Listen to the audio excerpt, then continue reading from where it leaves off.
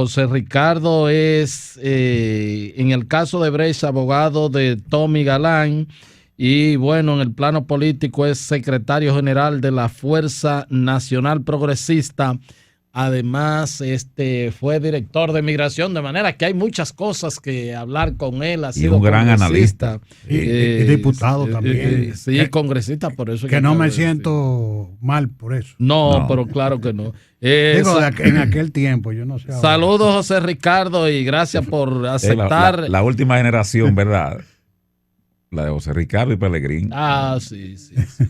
Gracias, así mismo es. Bueno, porque también es como él dice, o sea, no me siento mal, pero es que hay que ver la impronta de y la proporcionalidad de ese tiempo, porque habían sus canallas, pero la proporcionalidad era una cuestión muy claro. Ahora, José Ricardo no se puede sentir mal, porque yo puedo decir y voy a decir, e insisto, sigo diciendo que para mí el mejor legislador que yo he visto aquí en este país es Pelegrín Castillo. O sea, eso es un asunto de que no importa que usted sea de derecha, de izquierda, del centro, de lo que sea, la productividad y además la manera didáctica y académica, aunque explicaba todos los temas, Pelegrín es otra cosa. Saludos, doctor. Bueno, yo te voy a decir una cosa. Yo no estoy de acuerdo contigo. Ajá.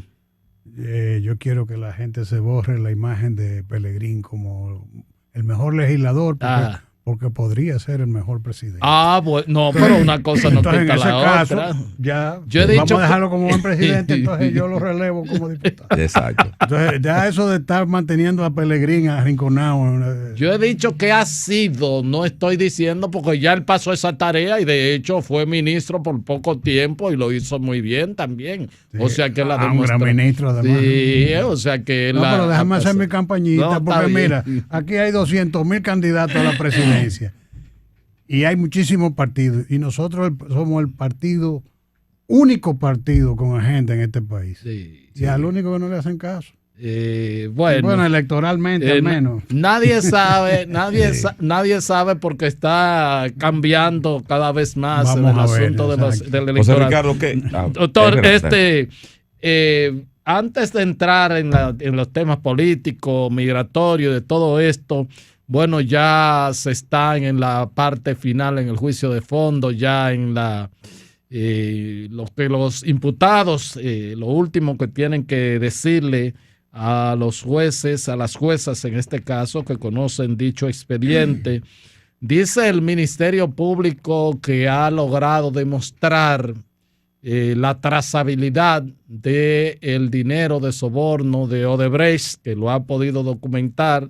De hecho, hoy hubo una entrevistada a una de las magistradas del Ministerio Público que dice que, inclusive pudieron subsanar los errores denunciados por la magistrada Miriam Germán en su tiempo, que pudieron corregirlo, y entonces que por eso esperan una condena tal y cual la han solicitado. Dicho esto, el micrófono es suyo. Bueno, mira, comenzamos con el abogado entonces. Claro. En primer lugar, yo le he explicado al pueblo dominicano y estoy dispuesto a sostenerlo en cualquier escenario, que aquí no existe un caso Odebrecht. ¿Y qué es lo que hay? Aquí hay una cosa, manojo de papeles. Un bodrio. Entonces, ese esperpento lo han cogido, han acumulado una serie de papeles allí. Sí. Y yo digo que eso es un cuerpo de delito. ¿De quién? Del Ministerio Público. Específicamente de Jean Alain, que era el que lideraba el Ministerio Público en ese momento. Porque, por supuesto, marco distancia en el Ministerio Público que encabeza Miriam Germán, porque yo sé que una actuación perversa de esa señora no va a salir nunca.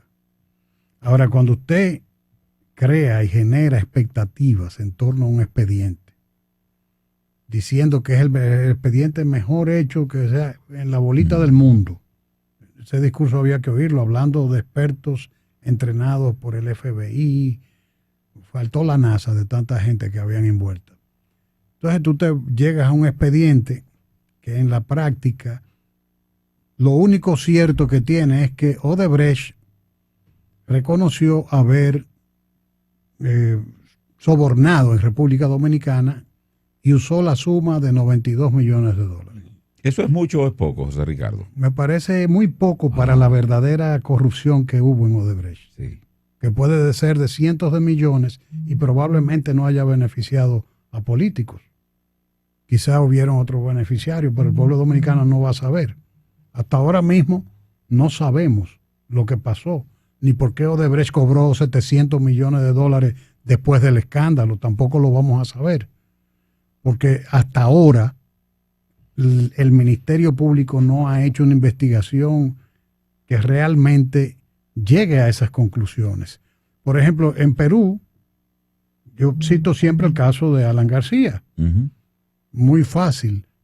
Se acusa, se denuncia, porque Odebrecht en los otros países dijo concretamente a quién le dio y cómo rodó el dinero, porque tampoco le tocó incluso al expresidente, a PPK, a Kuczynski. Sí, a todos. De refilón. A todos, porque él fue consultor. A él porque fue consultor. Sí. En ese caso, bueno, se comprende políticamente porque él lo había negado, pero no porque eso sea un pecado tampoco. Pero en el caso de Alan García es muy emblemático porque el señor Jorge Barata, que era el representante de Odebrecht en Perú, como lo era Vasconcelos aquí. El representante comercial. Exacto. Entonces, bueno, no propiamente comercial, porque ellos, Odebrecht en República Dominicana tenía un representante comercial local, que es el señor Ángel Rondón.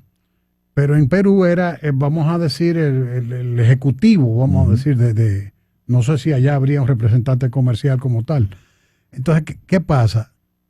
Hay una denuncia, ellos establecen que dieron dinero y cuando interrogan al señor Barata, en Curitiba, no fue en Perú, no fue en Lima, los fiscales se trasladaron a Curitiba. Sí.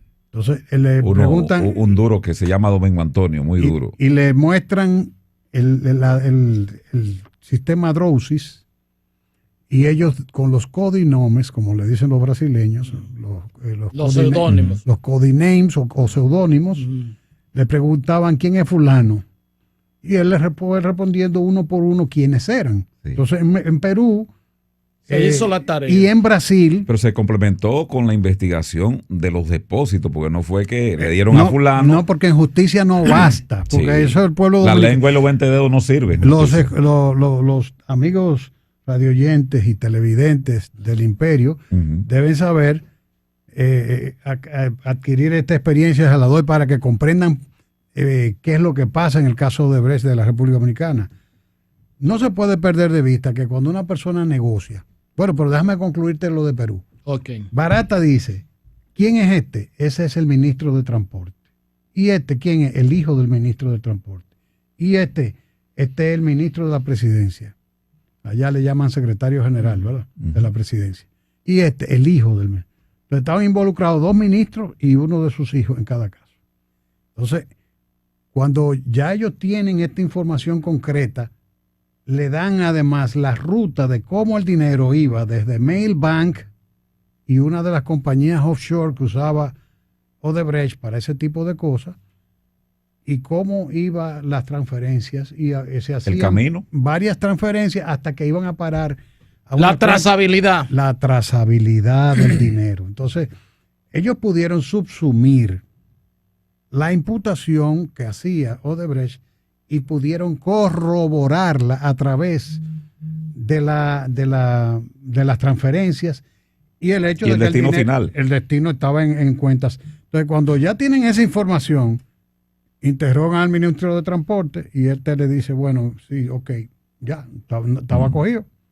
Entonces, él ahí negocia e informa que él le daba parte de ese dinero al presidente Alan García. Alan García tiene la información y cuando lo van a buscar preso, se suicida. Sí. Entonces, ese caso es muy diferente al de República Dominicana.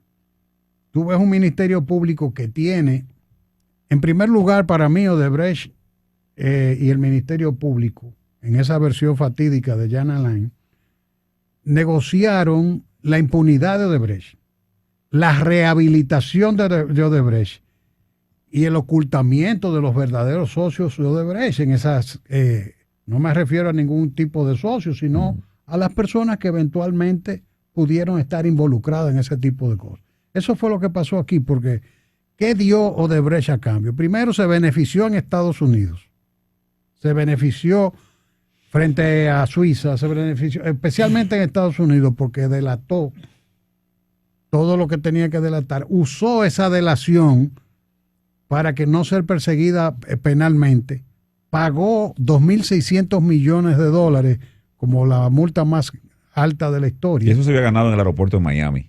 Pues, pero quedaron habilitados y siguen, claro, siguen construyendo en Estados Unidos sin problema y cotizando en bolsa porque ellos jugaron a eso. Le salvaron el pellejo de una cárcel americana a Marcelo Odebrecht y entre las cosas que entregaron a cambio fue la información de República Dominicana.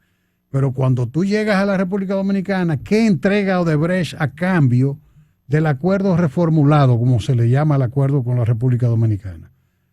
Una declaración de un señor que se llama Vasconcelos Cruz, Marco Vasconcelos Cruz, que era su representante en la República Dominicana, o más bien el ejecutivo, donde él dice, yo no puedo afirmar que ese señor cogió dinero. Y cuando digo eso, lo digo de todo lo que él mencionó. De todos los imputados. Lo dice igualito para todos. Yo intuí que el dinero que recibía Ángel era para soborno. Entonces, un juez con un delator que es un tipo de... no es testigo, porque ese es una persona imputable que ha negociado y el imputado no puede ser valorado como testigo. La compañía que hace la confesión tampoco puede ser valorada como testigo porque es una imputada. Yo lo digo para que la gente entienda, es una imputada bajo efecto suspensivo, vamos a decir, porque se beneficia, porque delató. Claro. ¿Por qué la delación premiada se le llama así? ¿Y por qué en muchos países, el mismo Brasil, se habla de la delación eficaz?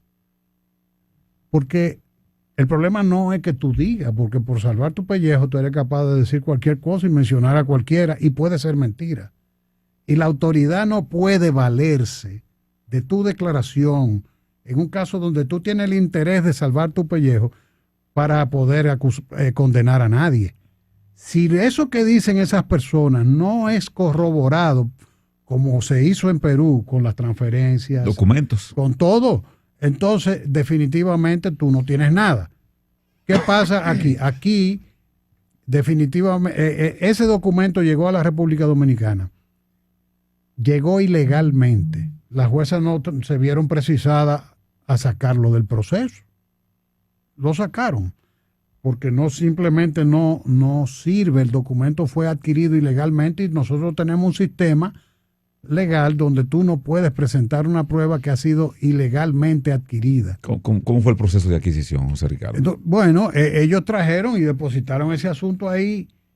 Y es, ¿qué pasa? Cuando tú haces una declaración, tú tienes que hacerla y esa declaración tiene que ser contradictoria. Tú no la puedes hacer al margen de las demás partes. Claro. Un ciudadano que viene y frente a una autoridad o no, que no se sabe, dice esto y lo otro. Yo te acuso a ti de que tú eres tal cosa y entonces resulta que tú no estás presente para rebatir, para hacer interrogatorios. Entonces, eso cuando se viola en términos procedimentales, tú no puedes hacerlo. Ahí inclusive el propio Ministerio Público perdió el principio de objetividad. Totalmente. O sea, tú tienes, aunque tú vayas por una persona, por un imputado, pues sobre cualquier tipo de hecho, en la medida en que tú vas recabando las cargas acusatorias para romperle su presunción de inocencia, tú también tienes que cuidar y salvaguardar los derechos de esa persona. Tú estás obligado a ser objetivo y obligado a respetar el principio de contradicción del proceso. ¿Qué se supone? Si yo te estoy acusando a una persona, todo lo que voy a usar contra ella tiene que ser contradicho en el proceso. O sea, tú tienes que tener la oportunidad de rebatirlo. Entonces, ¿qué pasa? Vienen, depositan esto aquí, este señor está por allá, nunca lo han ofrecido como testigo. ¿A quién ofrecen de testigo? Bueno, al señor, vinieron varios abogados de Odebrecht que no tenían nada que ver con la gestión de la Caja B.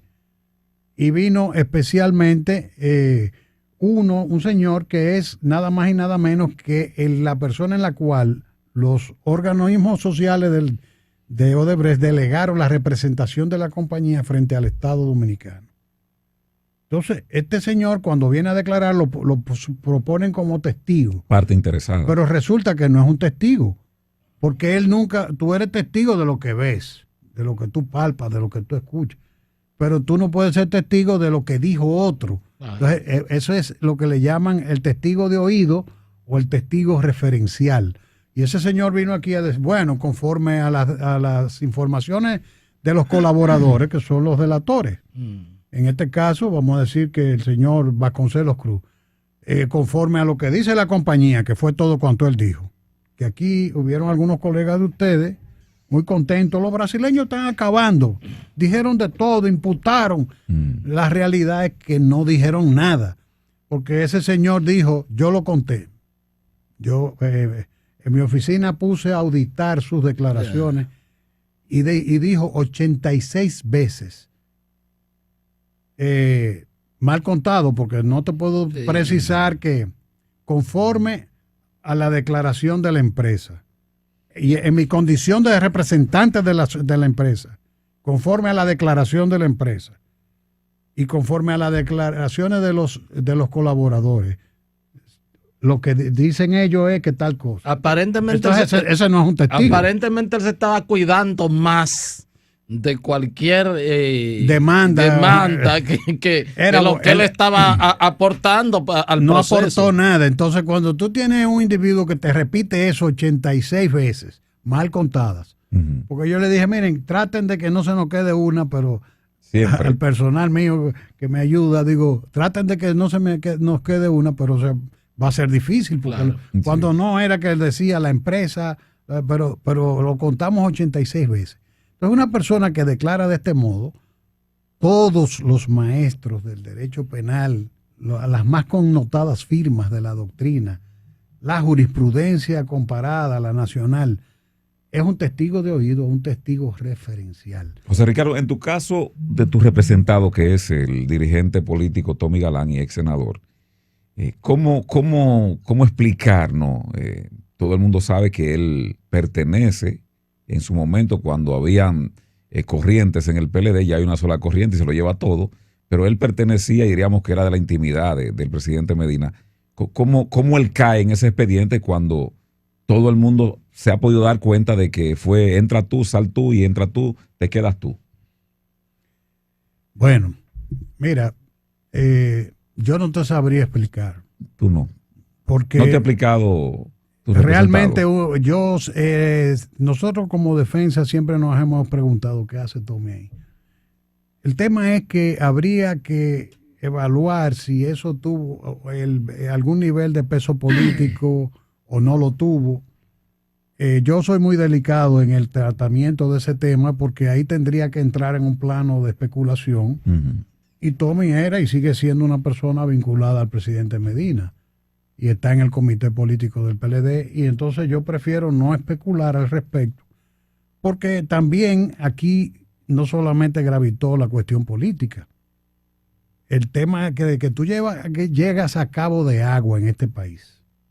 Yo te lo digo porque yo fui diputado y fui también funcionario del gobierno. Siempre que tú llevas a cualquier cargo aquí, cabo de agua, tú puedes ser presidente. Empieza la gente a marearte. Yo cuando una gente me decía que yo podía ser presidente, yo lo miraba de reojo y decía, ya me caía mal porque yo decía, yo soy un tipo que tengo los pies puestos sobre la tierra. ¿Cómo tú vas a pensar? Porque aquí de una vez tú encuentras quien te diga eso. Entonces tú, ¿qué pasó con Jean Alain? El pobre Jean Alain se mareó. Entonces hubo quien por hacer negocio también empezara también a hacerle ver, mira, si tú tienes éxito con este expediente, tú puedes ser presidente de la República. Ahí se sabe que se protegió gente. Ahora, ¿quién protegió? ¿Quién ordenó esto? ¿Quién ordenó lo otro? Sería especular. Bueno, entonces, a mí me dijo Rondón en una entrevista para la televisión, que ese expediente se hizo en el Palacio y se estableció, mete este y saca este, o pon este y quita este. Me dijo Ángel Rondón que él dijo que... esa es una posibilidad, pero en mi condición de abogado, claro, Tommy Galán, yo no puedo entrar en ese tipo de especulación. Claro, ahora... No debo, porque no sería ético de mi parte. Ahora, Mirna Ortiz dijo la mañana de hoy en un programa de televisión, reitero, que han presentado todo su presupuesto probatorio para romperle presunción de inocencia y han demostrado hasta la saciedad. Y reitero que subrayo, insisto, porque hay que tomar siempre lo dicho por doña Miriam Germán, ¿verdad? Que dijo lo que todo el mundo en este país sabía, que ese expediente, por lo que tú has dicho y por otras cosas más, no sirve. Entonces, pero ella dijo que eso se corrigió, que eso se subsanó, fue que utilizó el término, y que en vista de eso, además de lo que dijo el director del PEPCA, que han podido demostrar toda la ruta y la trazabilidad del soborno, entonces por eso esperan condena. De manera pues que aparentemente surgió algo dentro de estos debates del juicio de fondo ya, que corrigieron todos esos entuertos y además quizás uno no se dio cuenta. Y lo que quisiéramos saber, qué fue lo nuevo, lo novedoso que aportó el Ministerio Público, además de la acusación original, obviamente, y la pues intervención de estos testigos, entre comillas, que vinieron. ¿Qué otra cosa hay distinta del expediente original que criticó la hoy Procuradora General de la República? Bueno, yo no sé cómo se puede subsanar eso. Odebrecht dice que usó 92 millones de dólares en sobornos aquí, mientras salva su pellejo en Estados Unidos y en República Dominicana, porque a todo esto, el acuerdo reformulado, una de las cosas que prevé es la rehabilitación de Odebrecht, que puede seguir negociando en la República Dominicana. Bueno, ella sigue todavía con la Punta Catalina, que no la ha entregado formalmente. Así es. Entonces, no fue tocada.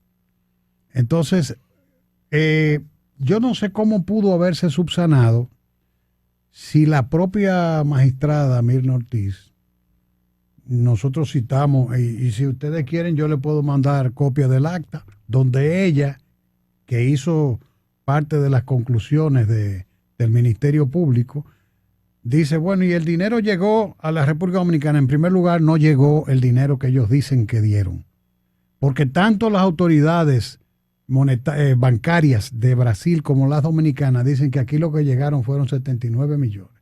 Ellos le deben varios millones. De los 92. A Rondón le deben dinero. Y Rondón lo tiene demandado aquí, sí, cobrando, según tengo entendido. Por un lado. Yo creo que hasta embargado lo tiene. Por otro lado, sin mal no ir, no sé, no puedo precisar. Creo que tiene como una sentencia a su favor. Exactamente. Por otro lado, no llegaron los 92 millones, no llegaron. Porque tanto la Superintendencia de Banco de Brasil como la Dominicana certificaron que se remitieron 79 millones y pico. No, para comenzar, ¿de qué ella está hablando? Pero además de eso, ¿quién informó al Ministerio Público Dominicano que ese dinero vino a la República Dominicana? Fue Rondón. Fue Rondón que llevó todo. Sí, yo recibí esto. Ahora, cuando ellos... ¿Y los conceptos? No, y él entró el dinero, las transferencias, y todo eso fue avalado por la Superintendencia de Banco, porque el dinero no vino en efectivo, ni en una caja, ni se metió ilegalmente al mercado. Vino por transferencias y está sustentado en contrato, pero no solo eso. El problema de eso es que cuando tú te pones a mirar, y ves el Ministerio Público concluyendo el caso, expresando que, por ejemplo, que vemos cómo entró el dinero a las compañías de Rondón y citan las compañías que recibieron el dinero. Entonces ahí empezamos a observar cómo el dinero se mueve de la compañía de tal a la compañía tal, todas propiedad de Ángel Rondón. Adiós, pero se van a mover a la compañía tuya o a la mía o a la de quién. Entonces, si usted lo que está demostrando es que el dinero llegó y que Rondón lo reinvirtió en una compañía que le administra la finca, otra que tiene otro tipo de negocio, lo que sea, inmobiliario, lo que sea. Siempre ha dicho que lo que le ha respondido por eso ha sido que le ha ganado a Odebrecht, que le han tenido que entregar más de 100 millones de dólares, ha dicho sí, él. porque él hacía negocios con Odebrecht de varios tipos, él siempre lo ha confesado. Él era representante comercial, pero además parece que era consorciado de ellos, sí. Y entonces sí era consorciado en algunas obras y además le alquilaba equipos, porque eso todas las compañías extranjeras cuando llegan ellos no traen los equipos, ellos los alquilan en el mercado. Entonces, a menos que sean cosas muy especializadas que vengan de fuera, ya es otra cosa. Y en el caso de Tommy Galán, que es tu representado, el Ministerio Público, ¿qué ha presentado, qué tiene y qué tú esperas? Nada. ¿Cómo así? No ha presentado nada y tú no esperas que ninguna condena. No, nada. yo no estoy esperando condena para nada. Yo me siento muy seguro porque el problema es que yo confío en la honestidad de esas juezas. Pero más que en la honestidad, porque a veces hay jueces que son honestos. Sí. Y a veces son además capaces, como son ellas. ¿Y después? Pero a veces no tienen valor. Pero esas señoras tienen una historia de que ellas se circunscriben al Estado de Derecho. Yo tengo un amigo, José Ricardo, que dice que este país tiene un serio problema porque la gente con talento y capaz no tienen carácter, y entonces los que tienen carácter son los sinvergüenzas. Mira. Entonces yo tengo que sentirme tranquilo. Yo me siento tranquilo. ¿Tú sabes por qué? ¿Reúnen esas condiciones? En primer lugar, contra Tommy Galán. Oye, ¿cómo tú puedes responsabilizar de eventos que ocurren en el Poder Ejecutivo a legisladores? Eso es imposible. Tú me dices que Odebrecht sobornaba para conseguir obras. Esa es la acusación, ¿eh? Sí. Consiguió 17 obras. Entonces tú vienes a acusar a senadores porque de eventos, las licitaciones se hacen en el Congreso. Pero, Ricardo, hay países, por ejemplo, como Colombia, que hay senadores condenados. Pero y en el caso, por ejemplo, de pero México, no por su trabajo, sino porque eran personas influyentes que ejercieron. O sea, ellos no fueron condenados porque aprobaron un préstamo. Que dicho sea de paso, no se aprobó a Odebrecht. Se aprobó un acuerdo de Estado a Estado entre Brasil y la República Dominicana, porque el Ministerio Público se pregunta, y yo me quedo con la boca abierta, digo, pero ¿cómo es posible que estos muchachos no sepan de eso? Que los bancos de desarrollo los tienen los estados para financiar y promover la economía, las compañías de sus naciones y promover las exportaciones de bienes y servicios también. Entonces, si nosotros, por ejemplo, tenemos uno. Sí. Aquí se está tratando de fortalecer un banco. ¿Para qué? El Bandex. Pero cuando tú lo tengas ese banco sólido, ¿qué tú puedes hacer? Tú vas y le dices, por ejemplo, a Haití, le voy a hacer una carretera entre Juana Méndez y Puerto Príncipe. O con los dineros, por ejemplo, los fondos de pensiones. Se lo vamos a financiar a 20 años a un 1%, un ejemplo. Utilizando los fondos de pensiones, por ejemplo, que hacía Brasil. Cuando la República Dominicana haga eso, no lo va a hacer para que lo hagan compañías ni haitianas, ni americanas, ni alemanas. Es para compañías dominicanas, ¿me doy a entender? Sí, claro. Entonces, todos los bancos de desarrollo son así, y cada vez que aquí se firma un acuerdo de Estado a Estado en ese sentido, ojalá el Bandex siga dando más financiamiento, porque los financiamientos no están sujetos a ningún tipo ningún tipo de inconveniente, ¿tú me entiendes? Ok, José Ricardo, escúchame, tenemos que ir a una pausa para venir rápidamente con un par de temas más.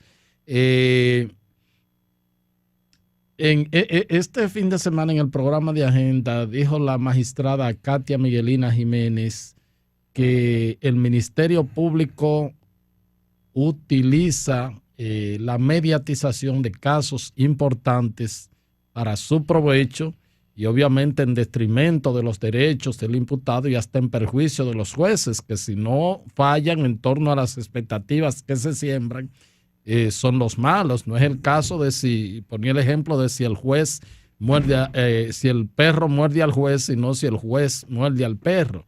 Y bueno, pues sostiene eso y dice que inclusive se filtran adrede cuando se está en algún tipo de procedimiento, de allanamiento y cosas así, para crear todas las expectativas. Tú como abogado de los tribunales de la República, ¿tú crees que el Ministerio Público utiliza ese recurso? Sí, no, eso es obvio. En este mismo caso, que no se justifica para nada, cuando fueron apresados los acusados, los imputados, todo el mundo recuerda, fueron filmadas cuando ellos abrieron la puerta de sus casas, cuando entraron, cuando los cogieron, y lo mismo pasó ahora con el Pulpo también, que filmaron al ex ministro de Salud Pública en ropa de casa. Entonces, es una práctica desgraciada, porque el Ministerio Público se ha acostumbrado a ser una vedette, que lo que quiere estar dando satisfacción al morbo, sin profundizar en sus investigaciones, y después quieren una narrativa, que a veces los expedientes son eso, una narrativa, la quieren sostener en un tribunal sobre la base de chuparle los perros a los jueces. Y el país tiene que despertar. Por eso es que yo digo que este expediente del caso de Brecht es un expediente que debe ser objeto de investigación. Por eso hablo de un cuerpo de delito. Porque aquí tiene que acabarse el tema de que el Ministerio Público va y lleva un manojo de papeles, dice que está abriendo un proceso y después el juez se ve sin nada en las manos y tiene que descargar. Porque eso va a terminar, yo diría que minando no, porque ya bastante minada está la credibilidad de la justicia. Pero es sobre la base también de ese juego mediático del aparato acusador, que yo estoy en la espera de que bajo el liderazgo de Miriam Germán eso comience a cambiar. Pues tú no te explicas cómo todos los audios de las intervenciones telefónicas, de procesos que todavía están en una fase secreta, se supone, andan rodando, lo tiene todo el mundo en WhatsApp. Entonces, yo aspiro que mi querida amiga y admirada Miriam Germán Brito, de quien yo espero que sus ayudantes, que están ahí, todos esos magistrados jóvenes, la ayuden a terminar con el prestigio. El país se merece preservar el paradigma de Miriam Germán. Y es sobre la base de un cambio en esa cultura. Entonces nosotros tenemos que ser necesariamente críticos con el tema. Yo le hacía un símil al tribunal cuando yo decía que es una lástima que estén quitando los crucifijos de los tribunales. Porque la gente juzga que hay un crucifijo por razones religiosas en los tribunales. Y los crucifijos no están ahí para eso. Los crucifijos están ahí para recordarle al juez todo lo que no debe ser. Por eso yo llamo al juicio de Jesucristo el juicio de la historia. La gente lo ve como un evento religioso, así es, pero es un evento jurídico al mismo tiempo. Claro. Porque el Sanedrín era el tribunal judío y tenía poderes y tenía una competencia limitada que no le permitía aplicar el jus gladii. A Jesucristo lo matan en pocas palabras, sin sentencia que lo condenara, porque lo hizo Pilato, que era era lavarse las manos y entregarle a las masas, las mismas masas que lo reciben con palmas. 4 días antes. Entonces vienen y le piden en su cabeza y él se lava las manos, no falla, que era el que tenía reservado el jus gladii, como se le llamaba en derechos romanos a la pena de muerte. Se lava las manos y ustedes son responsables, se lo llevan, lo azotan en el camino y lo crucifican. ¿Dónde está la sentencia? Entonces,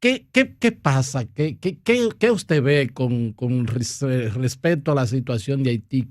¿Cómo se le puede meter cuchilla a esto para resolver o para tratar de hacer viable esa nación? Porque reiteramos, ya lo que era un tema del día a día para nosotros, un problema, pues ya la región y Estados Unidos lo están sintiendo con esa presión que están teniendo. Así es que ayúdenos, usted que fue director de migración y que ha conocido tanto ese tema porque lo ha estudiado, ayúdenos a entender eso. Bueno, aquí hay mucha gente hablando de ese tema de diversas formas.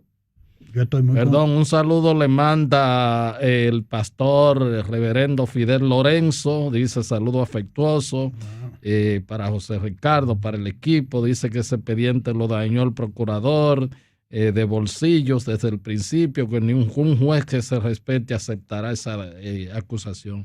Así que gracias a Fidel Lorenzo siempre por la sintonía. Sí, un abrazo, reverendo, desde aquí, muy, muy afectuoso como siempre.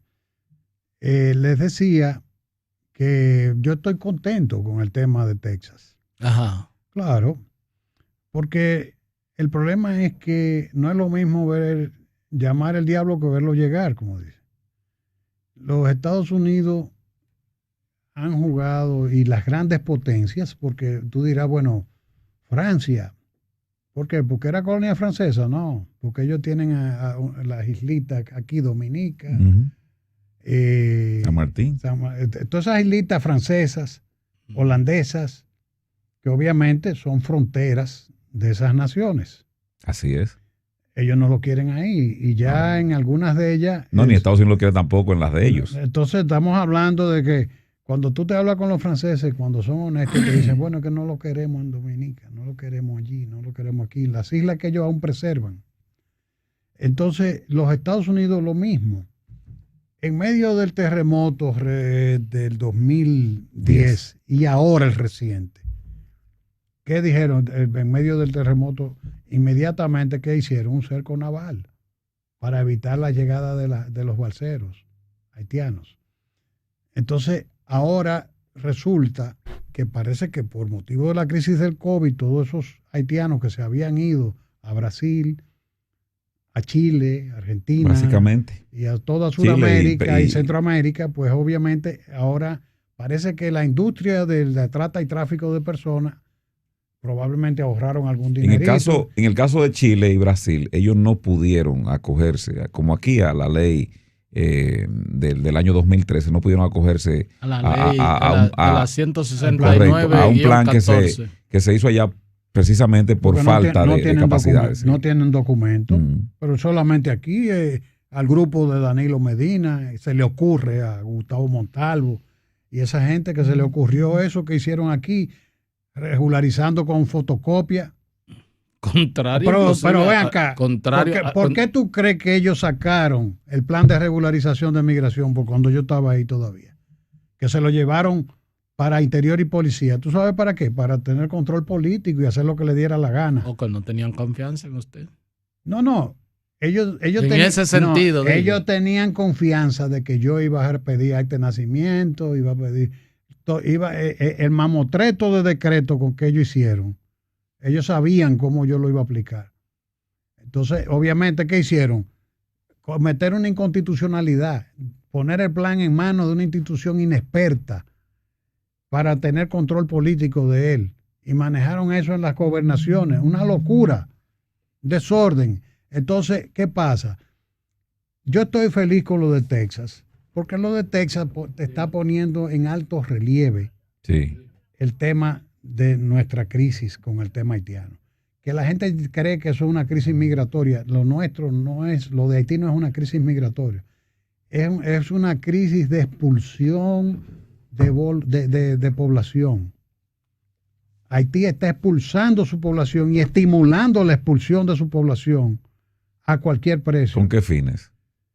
Bueno, ellos no pueden darle respuesta a la población haitiana. Y ahora, si tú te pones a leer a la novelista, por ejemplo, eso que tú dices también se ha dicho también en parte, ¿no?, de Nicolás Maduro en Venezuela, que en gran medida se ha sostenido por las remesas que están enviando los casi Sí, 6 millones porque en gran medida, cada vez que tú te vas, tú dejas a tu familia pasando hambre. Entonces, ¿qué tú haces? Tú empiezas a remesar porque para que tu familia coma, no te importa el régimen. Tú escribiste varios tweets a propósito de lo que planteó el presidente de las Naciones Unidas. Incluso creo que con referencia muy clara a tus amigos de la Fuerza Nacional Progresista, en el sentido de que a pesar de lo que ellos pudieran expresar, tú desconfiabas de lo que el presidente estaba planteando allá. Yo no le creo al presidente. Lo que él dijo, yo no se lo creo. Te voy a explicar por qué. Por favor. Mira, desde el principio, después que llegó al gobierno, porque antes de era enemigo de la sentencia 168.3. Pero cuando llegó al gobierno, el presidente llegó, incluso desde su plan de gobierno, comenzó a esbozar algunas líneas interesantes, a pesar de que no renunció al ataque contra la sentencia 168.13, lo cual es medular. Pero llegó y con un discurso muy adecuado. Yo he dicho que el gobierno tiene una crisis de identidad en lo que concierne a este tipo de política. ¿Por qué? Porque dice todo lo que debe decir y no hace nada de lo que debe hacer. Hablando va en una vía y actuando va en vía contraria. ¿Cómo tú puedes decir que no hay solución dominicana a la problemática haitiana y tú te sirves de un canciller que tiene todas las luces, todas las virtudes como persona, como profesional, creo que muy valioso como canciller de Haití, pero no para echar un pleito en el cual siempre él ha confrontado a la República Dominicana? ¿Cómo tú puedes sacar a la inteligencia, a la materia gris que ha sustentado a los grupos de ONGs, el que ha producido los insumos para confrontar al Estado dominicano, que aparece como demandante de inconstitucionalidad de la ley 185.04, que es la ley de migración, que ha producido prácticamente todos los estudios que ha cobrado a los organismos internacionales año por año. Acompañó a Winé Medina, México. Fue de los promotores de Winé en una demanda contra la República Dominicana en organismos internacionales. Sí, ante la Corte Interamericana. Organismos jurisdiccionales, que eso no es de que ir a la comisión, de que a denunciar. No, fue a la Corte. A demandar. Sí. Fue una sentencia ignominiosa. Entonces, ¿cómo tú tienes un discurso así y te vales de ese tipo de generales que han estado al servicio del bando contrario? Entonces, por las razones que sea, ellos pueden hacer eso por convicción. En el caso de Wilfredo, él no puede negar que Wilfredo Lozano.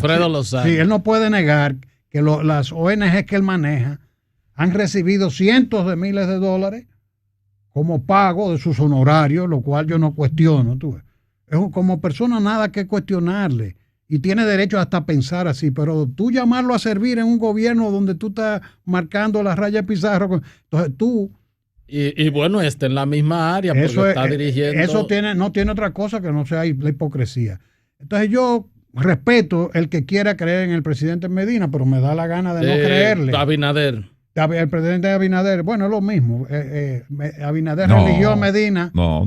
Bueno, espérate. Bájale algo. Yo sé que hay cierta diferencia, yo sé. Sí, bájale 4 tonos. No, está desafinando. Hasta un chin más. Okay. No, pero depende en qué materia. No, él dice en materia migratoria. En materia migratoria es lo mismo. Ahora, en otros aspectos, estamos hablando de un hombre. Pero dice el presidente. Un hombre decente, todo lo que tú quieras. No, yo estoy claro en qué es una cosa y qué la otra. Pero en esta materia está reelecto. Le está entregando el gobierno a la sociedad civil igualito que el otro.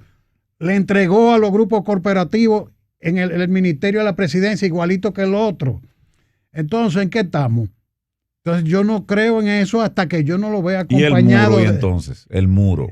No, pero se está construyendo. Oye, el muro no se está construyendo. ¿Tú te quejas demasiado? No se está construyendo el muro. Incluso, si se quiere, una referencia para ustedes, los fuercistas en este caso, que es Israel que lo está diseñando.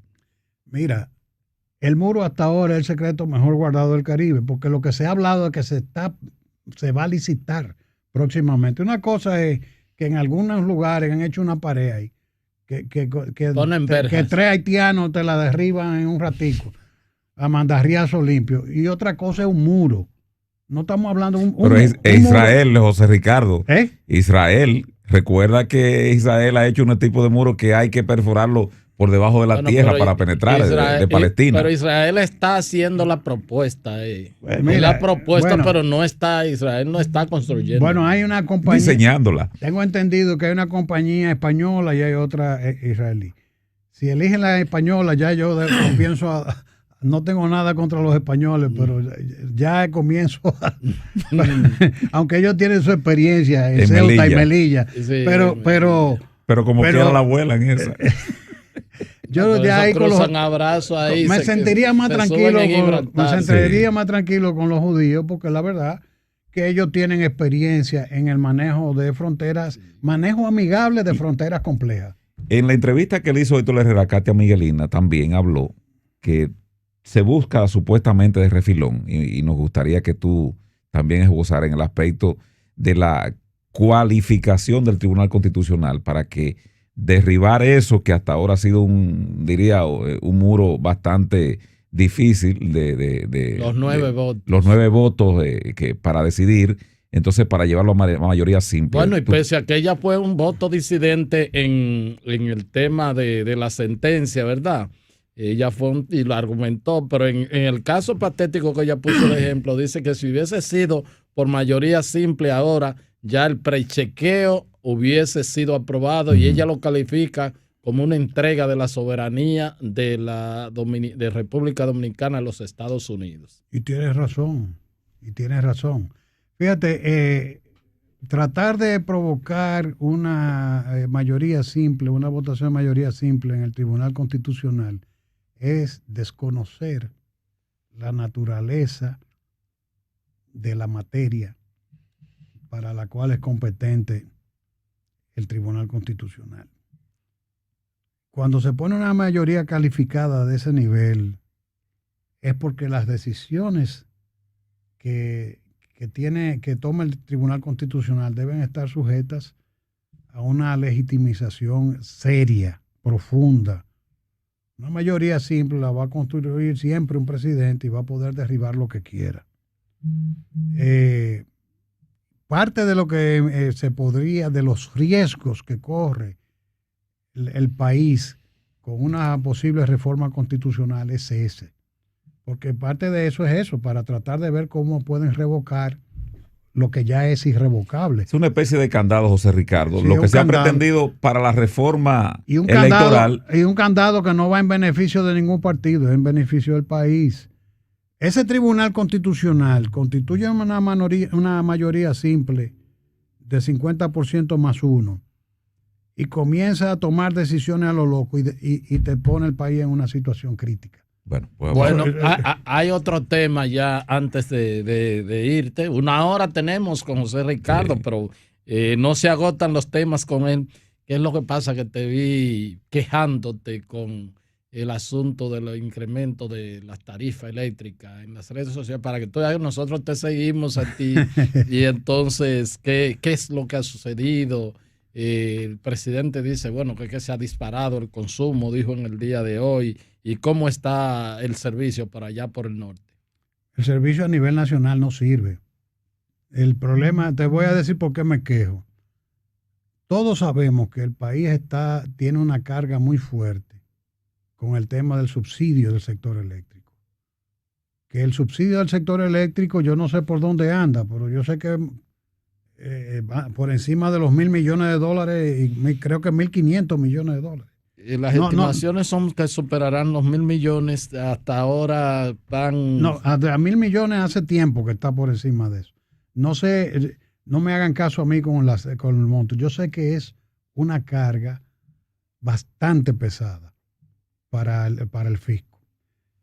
Entonces, yo lo que digo es que no se puede hablar de un desmonte del subsidio para el consumidor común en un país donde tú tienes sectores no regulados que tienen un estatuto privilegiado a la hora de la facturación, tienen capacidad para hacer su autogeneración que no la puede hacer cualquiera, Porque si tú decides ahora mismo independizarte del sistema como consumidor ordinario, no lo puedes hacer. ¿Tú sabías eso? Entonces, ¿qué pasa? Tú tienes aquí personas, grupos económicos importantísimos, poderosos económicamente, con exoneración de combustible. Entonces, y con un acceso privilegiado a la energía. Entonces, tú no puedes comenzar a desmontar el subsidio en un momento como este, donde la inflación tocó el 10%, y que tú te vas al supermercado y la casa del terror del gobierno de Hipólito ya le está quedando chiquito a la casa del terror de Abinader, porque son 2 supermercados, ellos cada vez que llegan montan uno.